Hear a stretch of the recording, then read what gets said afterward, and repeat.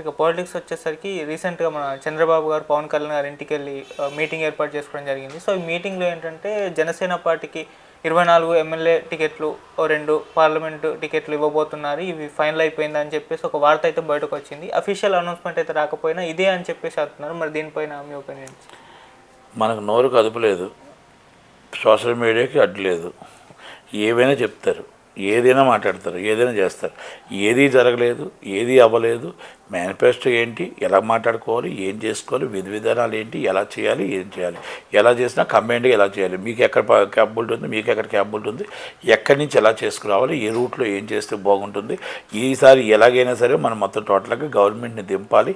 ఈ అరాచక పాలన ఎక్కడెక్కడ ఉంటాయి, ఎక్కడెక్కడ వీళ్ళు చేస్తున్న తప్పులు ఏంటి, దాన్ని ఎలాగెత్తి చూపాలి, ఈ ఎలక్షన్లో మనం ఏం చేస్తే బాగుంటుంది, ఈ మేనిఫెస్టోలో వీళ్ళు చేసినవన్నీ కూడా మనం మేనిఫెస్టో ఏం పెడితే బాగుంటుంది, తెలంగాణలో ఏం మేనిఫెస్టో పెట్టారు, కర్ణాటక ఏం మేనిఫెస్టో పెట్టారు, ఇండియా మొత్తం ఏం మేనిఫెస్టో పెట్టారు, తమిళనాడులో ఏం మేనిఫెస్టో పెట్టారు, ఎలా సక్సెస్ అవుతాం, ఎలా సక్సెస్కి మనం దారి తీస్తాం, ఎక్కడ మనం ఈ జగన్మోహన్ రెడ్డి చేసిన తప్పుల్ని మనం ఎలాగ ఎత్తి చూపాలి, ఎక్కడ ఎత్తి చూపాలి, ఎమ్మెల్యేలు చేసిన అరాచకాలని, వీళ్ళు చేసిన దోపిడీని, ఎంపీలు చేసిన దోపిడీని ఎలా చేయాలి అనేది ఒక ఇద్దరు కూర్చొని దానికి అది వ్యూహంకి ఎత్తుకు పై ఎత్తు అంటారు, దాన్ని ఆలోచించుకున్నారు తప్ప అసలు సీట్ల దాకా ఇంకా రాలేదు. ఓకే, అప్పుడే సీట్లు జనవరిలో వస్తాయి, ఆఫ్టర్ 15 తర్వాత జనవరిలో వస్తాయి. అది జనవరిలో మార్చి 28 ఇప్పుడు ఎలక్షన్స్ అంటున్నారు, అది ఊహాగానాలు 1 మంత్ ముందు వస్తుందని. అలా 1 మంత్ ముందు వస్తే జనవరిలో సర్దుబాట్లు అన్నీ వస్తాయి, డిస్టర్బ్ లేకుండా అవుతాయి. కనుక మీరు ఊహించిన దానికంటే జనసేనకి మంచి సీట్లు వస్తే వాళ్ళకి మంచి సీట్లు ఇద్దరు కూర్చుంటారు, ఇద్దరు కూర్చొని 135 150 గెలుస్తారు సీట్లు. వీళ్ళకి 23 ఉంటాయి, ఓకే, వైసీపీకి 23 ఉంటాయి, వైసీపీకి 23 సీట్లు ఉంటాయి వైసీపీ కన్ఫర్మ్. ఓకే, ఆ 23 సీట్లు కొంతమంది గెలిచేవాళ్ళు ఉంటారు, చేర్పులు మార్పులు ఉన్నాయి కదా, దాంట్లో 23 మంది గెలుస్తారు. ఓకే సార్, మొన్న చంద్రబాబు గారు ఒక స్టేట్మెంట్ ఇచ్చారు, 40 మంది వైసీపీ ఎమ్మెల్యేలు నాతో టచ్లో ఉన్నారు అని చెప్పేసి. 40 మంది మీకు చెప్పింది 4 రోజుల క్రితమేమో, ఇప్పుడు 75 మంది ఉన్నారు మొత్తం టోటల్. ఎంపీ టికెట్లు ఆల్రెడీ అందరూ రెడీగా ఉన్నారు. ఆయన ఎవరికి టికెట్లు ఇవ్వాలి, ఎవరికి టికెట్ ఇవ్వకూడదు, వైసీపీ ఎమ్మెల్యేలు వచ్చినా ఆయన చేర్చుకోవడానికి ఆయన దగ్గర ఖాళీ లేదు. ఆయనకున్న సరైన క్యాండిడేట్స్ మొత్తం టోటల్ పర్ఫెక్ట్ క్యాండిడేట్స్ ఆయనకున్నారు. కనుక ఎవరిని చేర్చుకోవాలి, ఎవరిని చేర్చుకోకూడదని చంద్రబాబు నాయుడు గారి ఇష్టం. కనుక పార్టీని ఎలా తీసుకురావాలి, తెలుగుదేశం పార్టీని, జనసేన పార్టీని రేపు గవర్నమెంట్ ఎలా ఫామ్ చేయాలి, ఏ విధంగా చేయాలి, ఇలా చేస్తున్న అరాచక పాలన ఏంటి, అమరావతి అనే ఒక రాజధానిని మన బూత్ చూపి అమరావతి అలా నాశనం చేసేసారు. అమరావతి రాజధానిగా మన తలదన్నే Madhapur hitech city cyber tower కంటే ఇంకా బాగా చేసి నిలబెట్టాలి అనేది ఆయన జయం. నేనున్నంత లోపల అన్నీ కూడా చేసి తీరుతానని ఆయన అన్నాడు. రాజధాని లేని రాష్ట్రం నడుపుతుంది జగన్మోహన్ రెడ్డి గారు, అదే దాని మీదే వెళ్తారు అంతే. ఈయన ఏ రాష్ట్రం అనేది చెప్పదు, ఆ ఎలక్షన్కి వచ్చేస్తుంది. ఏ రాజధాని ఆయనకి తెలియదు, పరిపాలన అని అక్కడ కట్టించుకున్నాడు. ఇప్పుడు కొంతమంది ఇప్పుడు తెలంగాణలో అయ్యింది, ఇది నాది అని కట్టించుకున్నారు. ఒక్కరోజు కూడా అనుభవించకుండానే కాంగ్రెస్ గవర్నమెంట్ చేతిలో పెట్టారు, అదే టీడీపీ గవర్నమెంట్ చేతిలో పెడతారు. ఓకే సార్, ఇప్పుడు అంటే వైసీపీ నుంచి వెళ్ళిపోయిన ఎమ్మెల్యేలు కానివ్వండి, కార్యకర్తలు ఎవరిని కూడా టీడీపీ చేర్చుకోదు అంటారు సార్? చేర్చుకోదని నేను అన్నాను. అసలు నీకు సర్వేలో అక్కడ గట్స్ ఉన్నాయా లేవా, నిలబడగలవా లేవా, అసలు జగన్మోహన్ రెడ్డి నిన్నెందుకు తీసాడు, జగన్మోహన్ రెడ్డి నిన్నెందుకు పీకేశాడు, అసలు నిన్ను పీకేస్తే మాకేంటి నువ్వు అవసరం అన్నీ ఆలోచించుకునే చేస్తారు కదా. నా కార్యకర్త ఉన్నాడు, నాకు నా ఎమ్మెల్యే ఉన్నాడు, నా మనిషి ఉన్నాడు, నా మనిషికి అక్కడ దెబ్బ తగులుతుందా లేదా, నా మనిషికి క్యాపబిలిటీ ఉందా, నీకు క్యాపబిలిటీ ఉందా, నా మనిషి వీక్ ఉన్నాడంటే నిన్ను చేర్చుకుంటే అక్కడ కరెక్ట్గా అవుతుందా లేదా, లేకపోతే నేను జగన్మోహన్ రెడ్డి తీసిన వాళ్ళు నేను పెట్టడం అనేది కరెక్టా కాదా ఏంటి, లేకపోతే సరైన క్యాండిడేట్లు ఇంకా నేను నా మనసులో ఇంకా నేను నా కార్యకర్తలు ఇంకొకరు చూసుకోవాలా అనేది అన్నీ ఆలోచించుకొని బేర్ చేసుకొని పార్టీలు ఎలక్షన్ ముందు పార్టీలు మారడం అనేది సహజం. పార్టీలు మారుతూ ఉంటారు, పార్టీలు సీట్లు ఇవ్వకపోతే అటు ఇటు జంప్ జలాన్ని అవుతూ ఉంటారు, కామనే. కనుక అది చేర్చుకోవాలా వద్దా, అసలు సీటు గెలుస్తారా లేదా అన్న ఆలోచన అది చంద్రబాబు నాయుడు గారు, పవన్ కళ్యాణ్ గారు చూసుకుంటారు.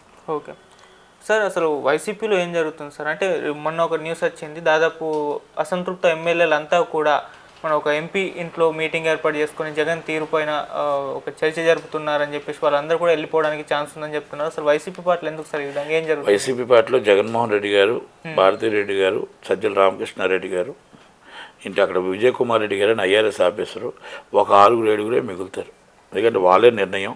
వైవి సుబ్బారెడ్డి గారు కూడా ఉంటారు, లేదు నాకు తెలియదు, వైవి సుబ్బారెడ్డి గారు, వీళ్ళంతా కలిపి వాళ్ళు తప్ప తక్కువ వాళ్ళందరూ అసంతృప్తితోనే ఉన్నారు. ఓకే, ఇప్పుడు ఒకటి వినండి, ప్రజల పాలన అంటే ప్రజల్ని మనం కలడం ఒకటి, ప్రజల పాలన అంటే ప్రజల వద్ద ఎన్నుకునే ఎమ్మెల్యేని మనం కలడం ఒకటి, ప్రజల పాలన అంటే మన మినిస్టర్లు ఎవరైతే చేస్తారో ఆ మినిస్టర్కి మనతో డిస్కస్ చేసి ఆ మినిస్టర్ శాఖ ఏది ఉందో ఆ శాఖలో సీఎం గారు ఇగో ఈ శాఖలో ఇది వస్తుంది అని చెప్పి డిస్కస్ చేయాలి. అంటే ఇక్కడ మీరు ఒక మినిస్టర్ని కలరు, ఒక ఐఏఎస్ ఆఫీసర్ తప్ప, ఒక ఐఏఎస్ ఆఫీసర్ తప్ప, మీకు సజ్జల రామకృష్ణారెడ్డి గారు తప్ప, వైవి సుబ్బారెడ్డి గారు తప్ప, అలా కొంత 4-5 తప్ప మీతో ఎవరు కూడా మాట్లాడరు.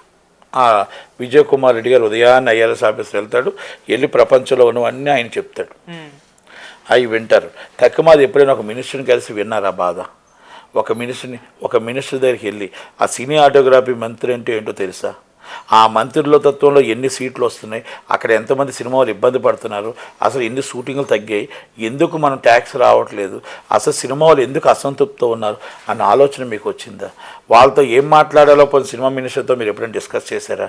పోనీ ఎఫ్డీసీ చైర్మన్తో మీరు ఎప్పుడైనా డిస్కస్ చేశారా? ఎందుకంటే మీరు డిస్కషన్కి మీ ముందు అపాయింట్మెంట్ ఇవ్వట్లేదు. ఒకటి నాట్ ఓన్లీ సినిమా ఫీల్డ్, నేను సినిమా ఫీల్డ్ వాడిని కాబట్టి నేను సినిమా భాషలో చెప్తున్నాను. మీకు ఆర్ఎంబీ అవ్వచ్చు, రెవెన్యూ అవ్వచ్చు, ఇంకోటి అవ్వచ్చు, అన్నీ మీరే మీరు చెప్పి మీరు ఐఏఎస్ ఆఫీసర్ మీతోనే మాట్లాడి మీతోనే చేసుకెళ్ళిపోతే ఈ మినిస్ట్రీ పదవి నాకెందుకు? ఒక ఎస్సీని ట్రాన్స్ఫర్ చేయలేని హోమ్ మినిస్టర్ పదవి నాకెందుకు? ఒక సీఏని ట్రాన్స్ఫర్ చేయని హోమ్ మినిస్టర్ పదవి నాకెందుకు? ఒక ఎంఆర్ఓని ట్రాన్స్ఫర్ చేయలేదు, తప్పు చేస్తే దండించలేని పరిస్థితుల్లో రెవెన్యూ మినిస్టర్ నాకెందుకు?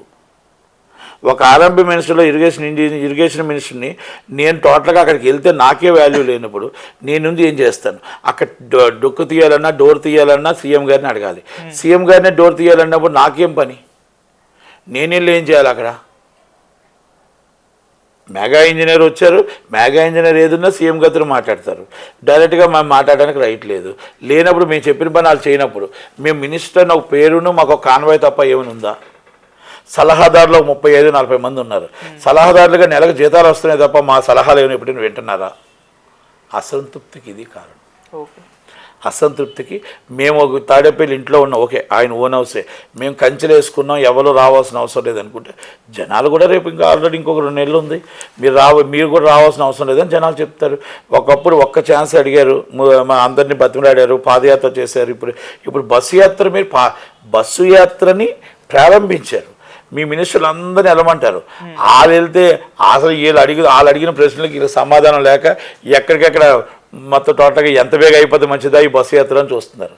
అంటే మీరు సీఎం అవ్వడం కోసం పాదయాత్ర చేశారు, ఇప్పుడు సీఎం అయిపోయిన తర్వాత బస్సు యాత్ర ప్రారంభించారు. అంటే ఇక్కడ వ్యత్యాసం చూడండి, ప్రజలకి మీరు దూరం అయ్యారు, ప్రజల్ని మీరు దగ్గర అవ్వడానికి మీ దగ్గర పదవి లేదు కాబట్టి దగ్గర అయ్యారు, పదవి వచ్చింది కాబట్టి దూరం అయ్యారు. కనుక అదే పదవిని మళ్ళా కావాలి అని అనుకుంటే ప్రజలు నిర్ణయం తీసుకుంటారు ఆటోమేటిక్గా, అర్థమవుతుంది ప్రజలకు అందరికీ. ఇప్పుడు మీరు టింగ్ వేస్తున్నామని అందరూ వేశారు టింగ్.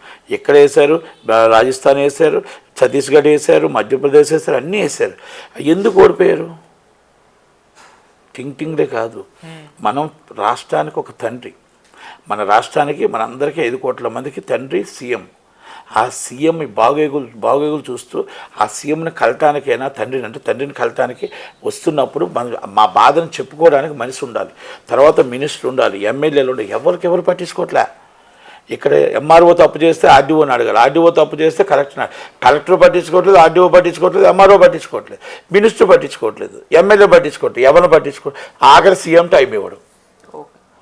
ప్రజలు ఏం చెప్తారు? ప్రజలకు ఒక ఆయుధం వస్తుంది, ఆ ఆయుధం వచ్చినప్పుడు కరెక్ట్గా చెప్తారు.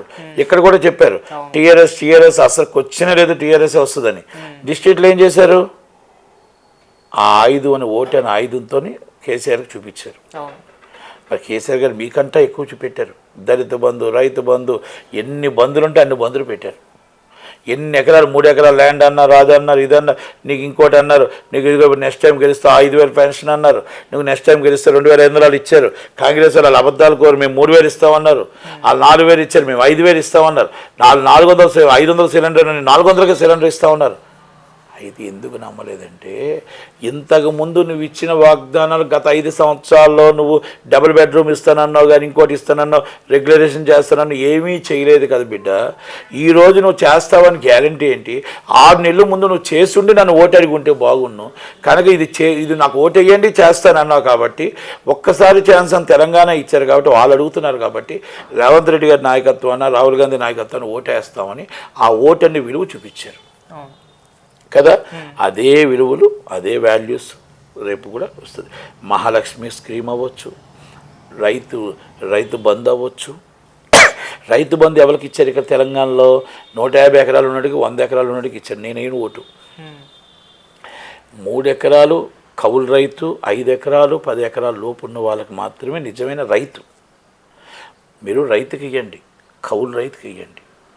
అలాగే ఆంధ్రాలో కూడా నిజంగా రైతుకి ఇవ్వండి, కౌలు రైతుకి ఇవ్వండి. మీరు ప్రతి ఒక్కరికి బస్సు ఫ్రీ అన్నారు కదా, బస్సు ఫ్రీ అనేది మీరు అందరికీ బస్సు మొత్తం ఆంధ్రప్రదేశ్లో అందరూ బస్సు ఫ్రీ ఇవ్వండి మహిళలకి.